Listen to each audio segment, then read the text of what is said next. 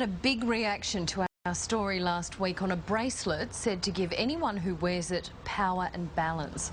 The distributor's website went into meltdown. Others felt it was no more than a circus tent magician's trick. So who's right? Frank Pangallo has been back for another look and conclusive tests, and here's what he found. Okay, here we go. So I'm going to press. Now, I'm putting a fair degree, in fact, I'll put two hands and I will do everything I can to push you straight down. Is it a mind-blowing scientific marvel? That was unbelievable. Or merely the mind playing games with reality? It just sounds like a lot of science words were put into a hat and they were brought out and used to promote something. Promoters of the Power Balance bracelet claim it can do amazing things to your body when you're wearing one. Things that defy logic or science. Can increase strength, balance, stability and core power, and flexibility as well. So there's a lot of things it can actually do. And the secret is supposed to be locked up in that hologram, says Tom O'Dowd, whose company sells them for $60 in Australia. It's a frequency that's been embedded in the Mylar technology in the hologram. What it does, it reacts with the electrical field of your body. That's plain nonsense, according to Richard Saunders from the Australian Skeptics Society. No, I'm not convinced. Not yet. I mean, I can be convinced. We'll see what happens. With Richard looking on, we asked Tom to put the claims to a blind test using 6 volunteers. More on that shortly. What isn't in dispute is the effect it's had on almost all the people who've tried it, like 80-year-old Joyce Washington. I don't know that it gives more energy, but it seems to make one more alert.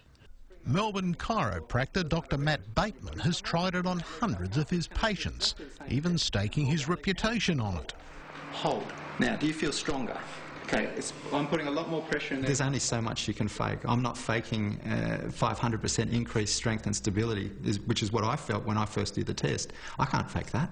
Dr. Bateman then demonstrated it on one of our sceptical reporters, Jonathan Creek. Can you sneak any more out of that? About there? I'm just going to bring it now. I'll put it on your forehead just for something different. Can you go any further? Whoa. I'd say again, another 2 or 3 inches. We take that away again, it'll be harder for you to hold and sustain.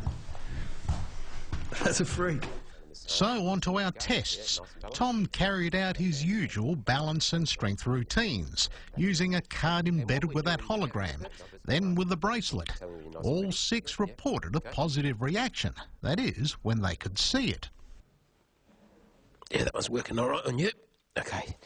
Feel the difference? Richard thinks it might have more to do with physics or the angles which Tom is exerting his force. It's actually you're controlling whether the person is weak or strong, not the pendant. Next, a series of blind tests. I randomly placed 6 cards in their pockets. Only one, the 5th in line, had the card with the hologram. It was up to Tom to detect who had it. Well, I'm going to take a real stab at it, and I'm going to say, you've got it. So let's have a look in your pockets. Okay. Well, there you go. Yeah. I don't have it. I came here a little bit sceptical and I'm still a little bit sceptical. Who's got the card? There we go. You've got it. There you go. We did the test again, and still Tom lucked out. Okay.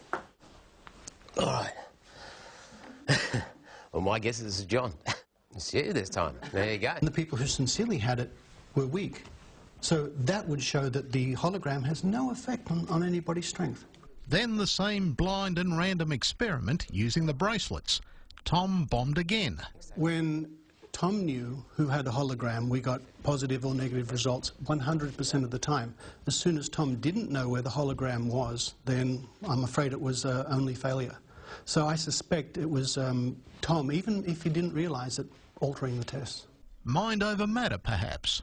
The human brain is a powerful tool capable of extraordinary things, says Professor David Powers, who runs the Artificial Intelligence Unit at Flinders University. If you tell a person that it's going to do something and then you show it to a person, what you can find is, first of all, a placebo effect, which means that whatever you say, to the extent that they believe it, it will happen. The power of positive thinking. Take American Nick Harris. This week he turned Superman when he lifted a car off a 6-year-old girl. He tried to do it again a few times since, without success. It'd be very hard for me to fool that many people, and people that I haven't even come in contact with, who've bought this product. And they've got it out there, and they've tried it on themselves, and they've tried it on their friends, and they've done the tests, and they've devised their own tests, and they've come up with the conclusion that it works. Professor Powers would like to do more research on the placebo effect of the Power bracelet, while Richard Saunders and his skeptics maintain it's up there with snake oil. Regardless of all that, one thing it will do is make you the life of a party. If it's a trick, it's a bloody good one. It's probably worth the $60 that you pay for the band. There you go. Frank Pangallo was our reporter. And if you have a point of view or any evidence about the bracelet, let us know on our website. We'll have more